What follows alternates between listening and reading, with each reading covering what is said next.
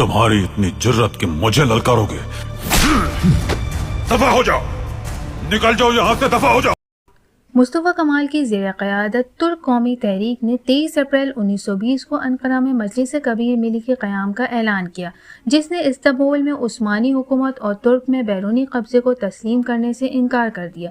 ترک انقلابیوں نے عوامی فوج کے ذریعے یونان، اٹلی اور فرانس کی افواج کو اناطولیہ سے نکال باہر کیا۔ معاہدہ سیورے کے نتیجے میں جو علاقے جمہوریہ آرمینیا کو مل گئے تھے انہیں بھی دوبارہ حاصل کیا اور آبنائے پر قابض برطانوی افواج کے لیے خطرہ بن گئی۔ بالآخر ترک انقلابیوں نے آبنائے اور استنبول پر قبضہ کر لیا اور 1 نومبر 1922 کو سلطنت عثمانیہ کے خاتمے کا اعلان کر دیا۔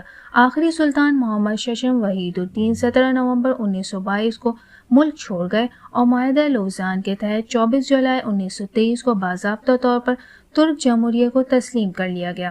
چند ماہ بعد 3 مارچ 1924 کو خلافت کے خاتمے کا اعلان کر دیا گیا اور سلطان اور ان کے اہل خانہ کو ناپسندیدہ شخصیت قرار دے کر جلا وطن کر دیا گیا۔ 50 سال بعد 1974 میں ترک پارلیمان نے سابق شاہی خاندان کو ترک شہریت عطا کرتے ہوئے وطن واپسی کی اجازت دے دی۔